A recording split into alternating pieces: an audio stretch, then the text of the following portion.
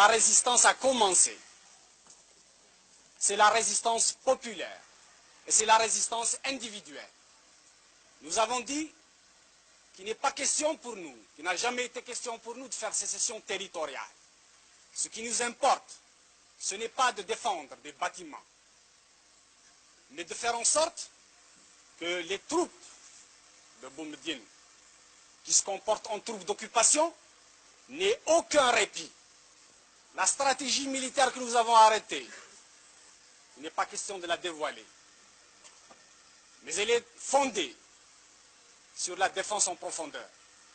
Elle est fondée sur la guérilla. Les troupes de Boumediene ont été harcelées sans répit par les nôtres. Maintenant, il vous appartient à vous, à nous tous, de continuer la résistance. Il leur est impossible de tenir plus d'un mois parce qu'ils n'ont pas de finances, parce qu'ils n'ont pas de puissance, parce que hier, dans la nuit, ils ont été attaqués par nos troupes à Médéa et vous avez dû l'apprendre par la radio.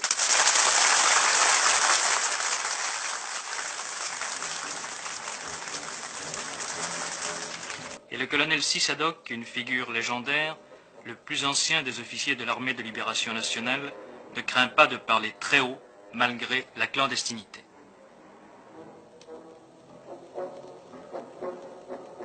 Nous nous sommes opposés à M. Ahmed Ben Bella. Ce monsieur ne pense qu'à sa personne. Il prétend faire du socialisme, mais il s'est basé sur le socialisme de Gamal Abdel Nasser. Il crée une classe pour brimer le reste du peuple. Il prétend faire du socialisme avec le comité de digestion. Il prétend faire du socialisme avec l'opération Sireur, avec l'opération Reboisement, avec l'opération Labour. Regardez ces montagnes qui sont devant vous.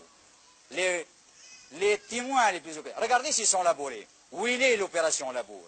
Où il est l'opération Sireur? Ces enfants que vous voyez devant vous ne vont pas à l'école. L'école, la plupart des écoles est démolie. La plupart des maisons sont démolies. Le gouvernement n'a pas pu faire face à ses responsabilités et à ses obligations. Il ne se réfugie que dans la stratosphère de la haute politique. Ils veulent libérer la Palestine arabe. Ils veulent envoyer des troupes en Angola. Ils veulent envoyer des troupes en Mozambique. Et l'Algérie, elle ne fait que 12 millions d'habitants. Et à ce moment-là, il y a 12 millions de gendarmes qui entendent des voix. Et l'armée du colonel Boumediene? Et l'armée du colonel Boumediene?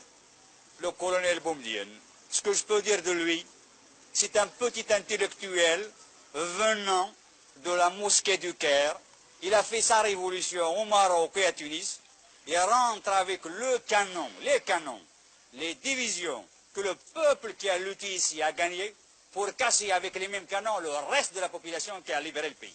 Je le jure devant Dieu et ses hommes que nous déposerons ces armes et cette tenue de combat que par l'installation des principes démocratiques et justes. Au cas. Vous êtes soutenu par la population. La population est derrière la démocratie. Ils aspirent à la liberté et à la démocratie. Et le pharaonisme ici. Il n'y a pas de pharaon chez nous, il n'y a pas de Ramsès II, il n'y a pas de Gamal Abdel Nasser chez nous. Ici, il y a le peuple. Est-ce que vous croyez que vous pourrez tenir militairement? Si l'opération Châle et l'opération Jumelle ont échoué en Algérie, si l'armée française, dans son ensemble, la 4e puissance mondiale, a fini par rebrousser le chemin, ce n'est pas les 4 morpions de Ben Bella qui vont tenir ces montagnes. Porte-parole des rebelles, Mourad Oussedik, l'ex-avocat du FLN au barreau de Paris, nous dit comment cela a commencé. Nous en sommes arrivés là parce que le dialogue était devenu impossible. C'est un député qui vous parle. J'ai été député et j'ai été honnête. Je pensais que la crise de Tlemcen de juillet dernier pouvait être surmontée. Je pensais que le clan, la notion de clan pouvait être brisée. Et j'ai pendant de longs mois, avec mes collègues qui sont ici même, essayé de surmonter cela et essayé de créer un parti qui réponde aux véritables aspirations populaires. Or, nous avons assisté à une montée vers le pouvoir d'un homme entouré d'une camarilla telle que, comprenant des hommes tels que Boumediene et tels que l'intelligentsia de l'ANP. Que s'est-il passé? On a mis, pour sauvegarder les intérêts de ce clan, un parti à l'envers. Je m'en explique, c'est-à-dire qu'une infrastructure de ce parti s'est dégagée. Et au lieu d'avoir une assise populaire, ce parti est parti, telle une pyramide, il a été construit du sommet. Il n'est plus devenu un parti au service du peuple, mais il est devenu un parti au service d'un homme. Et le processus des élections, nous avons vu la consécration progressive du pouvoir personnel, et à ce moment-là, nous avons jugé.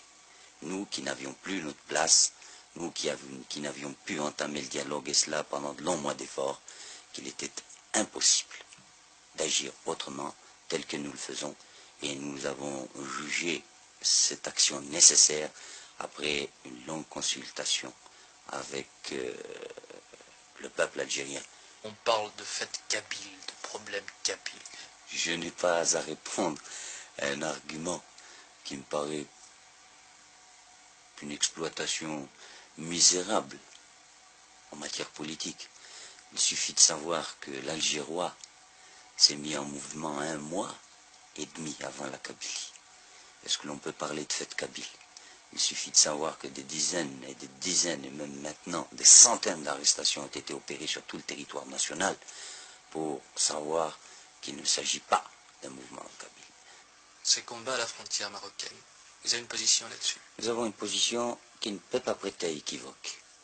Quand on analyse l'affaire marocaine, on s'aperçoit que c'est une affaire de famille qui regarde le pouvoir actuel en Algérie et Hassan II. Peut-être que Ben Bella a fait un accord secret avec M. Hassan II pour lui faciliter l'accession au pouvoir au moment de la crise de Tlemcen, mais cela nous importe peu. D'ores et déjà, nous prenons acte de ce que Ben Bella se voit acculé et qu'il risque de faire des concessions. Nous tenons pour nulles et non avenues ces concessions consenties par un gouvernement que nous ne reconnaissons pas, et nous défendrons par tous les moyens, ultérieurement, l'intégrité de notre territoire. Cet endroit, les Algériens l'appellent la forêt sacrée. C'est ici, dans la forêt de chênes-lièges que domine Assasga, que fut tiré il y a bientôt 10 ans le premier coup de feu de la guerre d'Algérie. Et c'est ici encore que sont tombées les premières victimes des combats entre gouvernementaux et rebelles.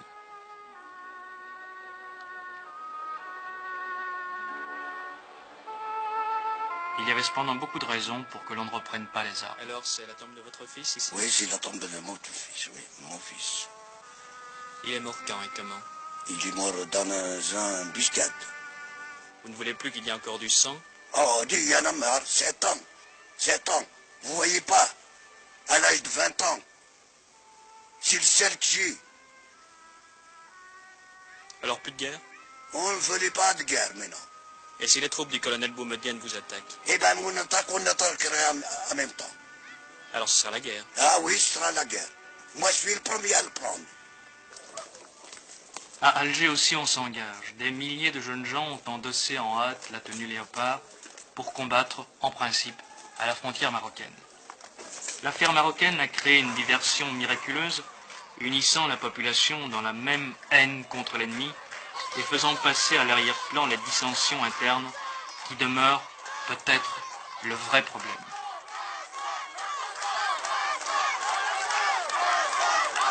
Quand la patrie est en danger, l'appel à l'unité est une vieille formule toujours efficace, et on part au front avec le sourire et la fleur au fusil.